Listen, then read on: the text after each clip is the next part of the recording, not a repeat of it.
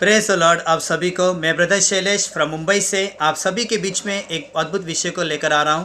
और जैसे ये वीडियो देखकर होगा तो मैं समझता हूं कि ये वीडियो आप दूसरों को ज़रूर शेयर करोगे। विश्वास करता हूं कि ऐसा ही आप करोगे। ये वीडियो दूसरों को शेयर करने का मतलब ये है क्योंकि मैं चाहता हूँ और यही इच्छा प्रभु की भी है कि ये वीडियो सब तक जाए, यानी सब तक ये मैसेज पहुँचे। और ये मेरी बड़ाई के लिए नहीं बल्कि परमेश्वर की महिमा के लिए, उसका राज्य बढ़ाने के लिए। आमीन। दूसरी चीज़ ये है, हम सब जानते हैं कि यीशु में आने के बाद हमको किसके मर्जी से जीना है, लेकिन अक्सर होता कैसा है कि हम अपनी मर्जी से जीते हैं। और वो बातों को मैं लेकर आऊँगा अभी तो कुछ ही देर में, मतलब कुछ ही मिनटों में। तो पहले मैं बताना चाहूँगा कि यीशु में हम जब हम नहीं थे तो हम अपनी मर्ज़ी की ज़िंदगी जीते थे। हमें सच्चे ईश्वर की खोज नहीं थी, सच्चे ईश्वर का पता नहीं था, सही ईश्वर के साथ हमारी मुलाकात नहीं थी। लेकिन जैसे हमने यीशु को स्वीकार किया, यीशु को जाना, तो हम बहुत प्यार करने लगे, बहुत सारी बातें, बहुत सारे गाने हम गाने लगे, है ना। लेकिन यीशु को जो चाहिए था तुम्हारे उसमें आने के बाद, यानी यीशु में आने के बाद, यीशु ने तुमसे जो अपेक्षा की थी, हालेलुया, यीशु ने तुमसे जो अपेक्षा की थी वो पूरा नहीं हुआ, वो अब तक नहीं दिख रहा है।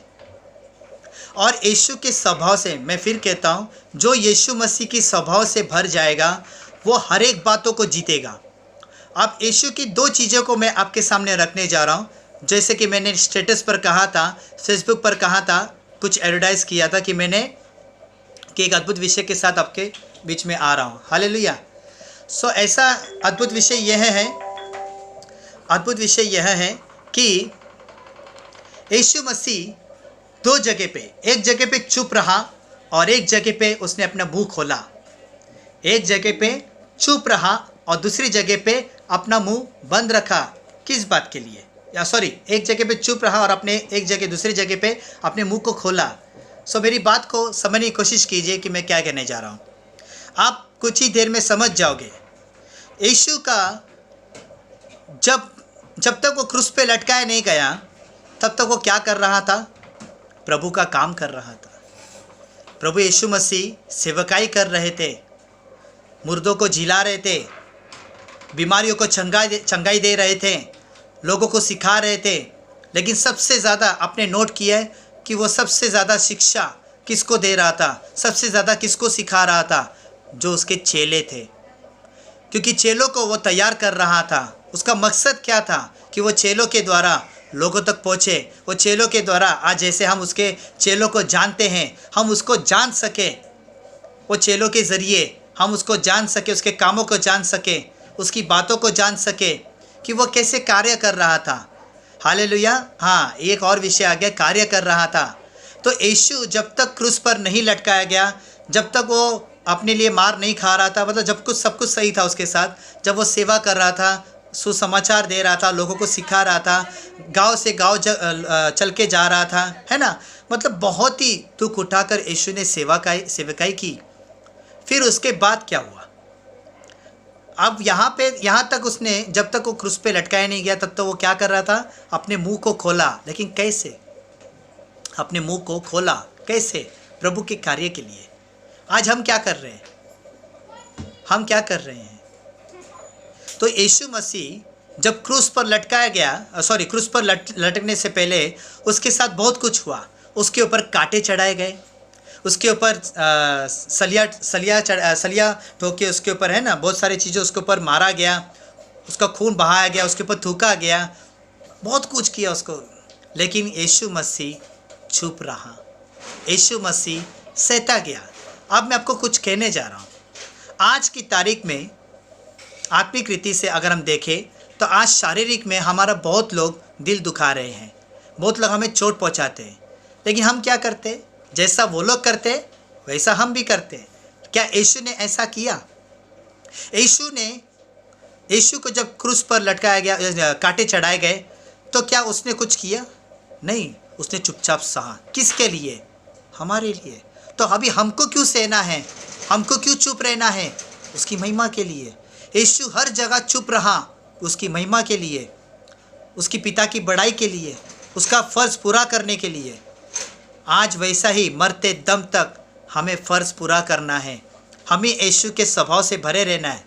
और यीशु ने आज हम लोग अपना मुंह कहाँ खोल रहे हैं? यीशु ने अपना मुंह कहाँ खोला? सेवकाई के लिए, सुसमाचार के लिए, चंगाई के लिए, उस मतलब हर एक काम के लिए, परमेश्वर का हर एक काम के लिए। लेकिन आज अपना मुंह हम कहाँ खोल रहे हैं? बेवजह हम किसी के विरुद्ध बात करते हैं, बेवजह हम किसी की बात को लेकर बैठे हैं, बेवजह किसी को भी हम तुच्छ जानते हैं, ऊपर का ऊपर प्रेम करते हैं। नहीं, ये प्रेम तुम्हारा गिना नहीं जाएगा। आप कितना भी भला करो, कितना भी कुछ भी करो, आपकी भलाई गिनी नहीं जाएगी, बल्कि आपके विरोध वही होगा। जो ऐसा आप करोगे वैसा ही आपके साथ होगा। हालांकि अपने दिल जिसका दुखा है वो आपके साथ वैसा नहीं करेगा, लेकिन आपका दिल कोई और दुखाएगा। यीशु ने कहा, जो तुम बोओगे वही तुम काटोगे। तो यीशु की मिनिस्ट्री में बढ़ने के लिए, यीशु के हर एक काम को सक्सेस करने के लिए आपको ये दो चीज़ों से सीखना बहुत ज़रूरी है कि यीशु ने अपनी ज़िंदगी में अपना मुंह कहाँ खोला और अपने जीवन में वो कहाँ चुप रहा। ये दो चीज़ों को आपको गौर करना है, और ये दो चीज़ों को गौर करने के लिए आपको नया करार में जाना बहुत ज़रूरी है। यीशु की हर एक बात को जानने के लिए आपको बहुत ज़रूरी है। हालांकि ये यीशु की कहानी सब जानते हैं कि यीशु ने कहाँ सहा, कहाँ चुप रहा, कहाँ उसने मुंह खोला, लेकिन क्या वैसा जीवन हम जी रहे हैं? मेरे प्यारो, प्रभु यीशु मसीह ने आपसे उम्मीद की है, आपसे अपेक्षा की है कि उसके राज में आना, यानी उसके राज्य को पूरा करना, यानी उसकी मिनिस्ट्री को पूरा करने के लिए उसने आपको चुना है। लेकिन हम क्या कर रहे हैं मेरे प्यारो? हम क्या कर रहे हैं? हमें हर हाल में उसकी हर एक बात को स्वीकार करना होगा, हर एक बात पे उस पे चलना होगा। और जैसा यीशु का स्वभाव था वैसा ही हमारा स्वभाव हो।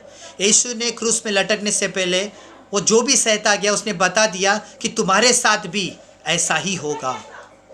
अच्छा, वो तो छोड़ो, यीशु का अपना चेला था, उसने उसको लटकाया, उसको पकड़वाया। आप सोचो, क्या संसार में, जिस संसार में हम रह रहे, वहाँ पे सबसे ज़्यादा दिल हमारा कौन दुखा रहा है, अपने या बाहर वाले? तो यहाँ पर भी ऐसी स्टोरी आती है कि हमारा भी दिल कोई दुखा रहा है तो वो है अपने लोग, और अपने लोग के द्वारा ही शैतान हमारे जीवन में काम करता है। हमारे विश्वास को गिराना चाहता है वो, हमारे मकसद को गिराना चाहता है वो।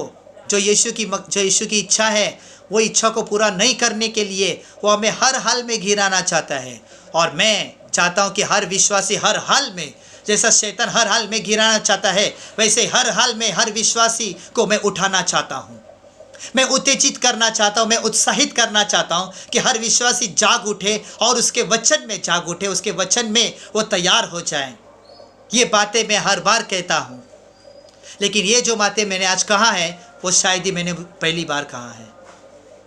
12 साल की मिनिस्ट्री में मैं यही सेवकाई करता आया हूँ, सहना। हाँ, गुस्सा आता है। कई लोग मुझे जब गुस्से में देखते हैं, कई लोग जो मुझे गुस्सा होते हुए देखते हैं, कुछ बोलते हुए देखते हैं, तो बोलते हैं कि ब्रदर, आप तो लोगों को सिखाते, फिर आप क्यों गुस्सा होते हैं? तो मेरे और उस ब्रदर ने अगर मुझे कहा, जो मुझे पॉइंट कर रहा है, तो उसके दोनों में हमारा जांच होगा, हमको परखा जाएगा कि मैं गुस्सा कब हुआ, मैं गुस्सा ज़्यादा कब हो गया, कितनी देर के बाद में गुस्सा हो गया, कितने टाइम के बाद में गुस्सा हो गया। अगर उसके और मेरे जीवन में परखा जाए तो वो 10 बार गुस्सा हुआ, मैं एक ही बार गुस्सा हुआ। वो 10 बार बोलता गया, मैंने एक ही बार बोला। हालेलुया, ये फ़र्क है। क्या यीशु को गुस्सा नहीं आया था? मंदिर में जांचो, क्या यीशु को गुस्सा नहीं आया था? क्या यीशु को हम कहने जाएंगे, अरे यीशु तेरा स्वभाव तो ऐसा था, तूने तो कहा तू दयालु है, तू प्रभु, तू कृपालु परमेश्वर है, फिर तुझे गुस्सा क्यों आया? आत्मिक रीति से अगर कोई परमेश्वर को या परमेश्वर के वचन के अनुसार अगर कोई दिल दुखाएगा, वो नहीं चलेगा, तो क्या हम चुप रहेंगे? हाँ, मैं ज़बरदस्ती नहीं करूँगा, लेकिन मैं सिखा सकता हूँ ना, मैं बोल सकता हूँ, मुझे अधिकार दिया गया, और यही अधिकार मुझे नहीं आपको भी दिया गया है। लेकिन वो अधिकार कब जता सकते? जब आप उस वचन पे चलते हैं, आप उस वचन का पालन करते हैं, आप उसका काम करते हैं, तब ये अधिकार तुम्हें मिलता है। हालेलुया। नम्र व्यक्ति वही होता है। एक बात और ऐड करना चाहूँगा, बहुत लोग किसी पास्टर को या पास्टर को सिखाने जाते हैं, या कोई पास्टर को सिखाने जाते हैं, कोई एक प्रभु का दास होता है, तो बोलता है भाई साहब, तो रुबाब से बात करते हैं, अरे आप मुझे मत सिखाओ, आपको पता है मैं कौन हूँ, मैं पास्टर हूँ, और आप एक ब्रदर हो, आप एक मेंबर हो, आप लीडर हो, मैं पास्टर हूँ, मुझे मत सिखाओ। तो कोई सिखाता है ना, तो तुम्हें हर कोई पास्टर नहीं ऐसा जवाब नहीं देना है, बल्कि ऐसा कहना है अगर सही है तो, अगर वो व्यक्ति सही है और सही बातें कर रहा है तो उसको ऐसा कहना है कि भाई मुझे पता है मैं भी एक पास्टर हूँ, ये नम्र दीनता है, मैं जानता हूँ, लेकिन आपने जो कहा वो अच्छा है, मैं उसके ऊपर भी गौर करूँगा। ऐसा आपका जवाब होना चाहिए, लेकिन जवाब अलग ही होता है। यीशु के स्वभाव जैसा जवाब नहीं होता है। अच्छा, ये बात मैंने क्यों कहा कि एक पास्टर ने कैसे जवाब देना है, एक मेंबर ने कैसे जवाब देना है।